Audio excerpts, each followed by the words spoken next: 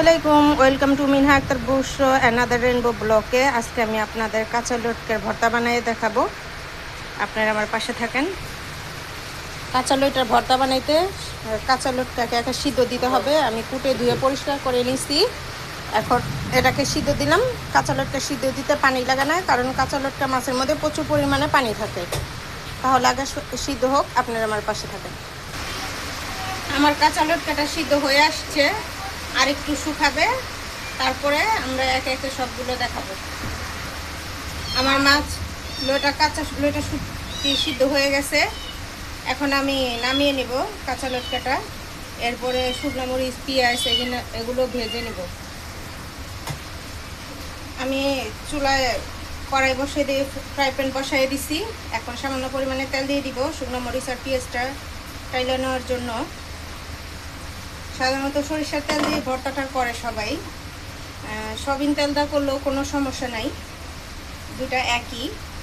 আসলে আমার কাছে এখন সরিষার তেলটা নেই, আমি ভুলে গেছিলাম, এর জন্য আমি সয়াবিন তেল দিয়ে করতেছি। আপনারা চাইলে সয়াবিন তেল দিয়েও করতে পারেন, সরিষার তেল দিয়েও করতে পারেন। আমার সয়াবিন তেলটা গরম হয়ে গেছে। এবার শুকনো মরিচ দিয়ে দিলাম।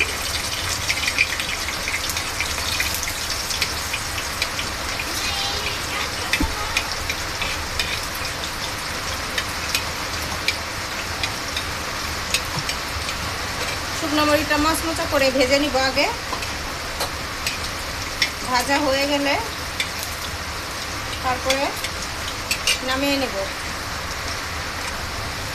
আমি শুকনো মরিচটা নামিয়ে নিলাম, ভাজা হয়ে গেছে।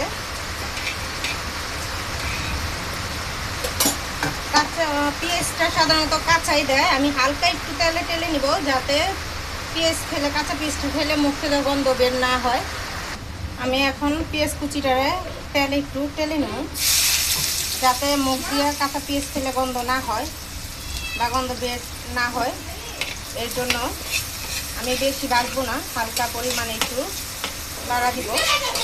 এমনভাবে পেঁয়াজটা রাখতে হবে যাতে একটু কচকচা ভাব থাকে, সম্পূর্ণ সিদ্ধ না হয়। আমার পেঁয়াজটা তেলে একটু হালকা টালা হয়ে গেছে, গরম। একটু দিয়ে নিলাম যাতে তেল পেঁয়াজের থেকে খেলে মুখে গন্ধ না আসে। আমি মাছটাকে আগে কাটা বেছে নিব মাছ থেকে, তারপরে ভর্তাটাকে বানাবো।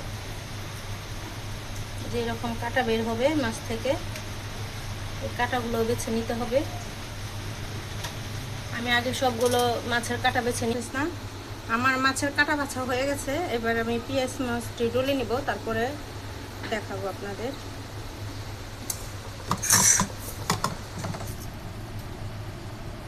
আমি শুকনো মরিচের বটা ফেলে নিছি। এখন লবণ দিয়ে আগে মরিচটাকে ডলে নিব।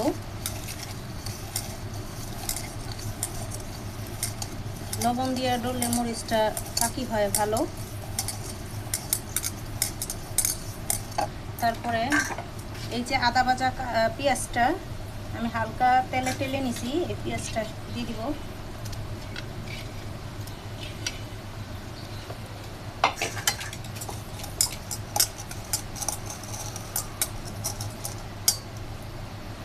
এখন মাছটা দিয়ে দিলাম সিদ্ধ করা। আপনারা চাইলে এটার সাথে ধনিয়া পাতা অ্যাড করতে পারেন, ধনিয়া পাতা দিলে ভালো হয়। আমার কাছে ধনিয়া পাতা নেই, এর জন্য আমি দিলাম না। আপনারা ঘরে ট্রাই করে দেখবেন। আমার ভিডিওটা ভালো লাগলে খেয়ে দেখবেন, আর আমার পাশে থাকবেন। লাইক, কমেন্ট, শেয়ার, সাবস্ক্রাইব করে দেবেন, আর আমার ভিডিওটা ফলো করবেন। আল্লাহ হাফেজ, আসসালামু আলাইকুম।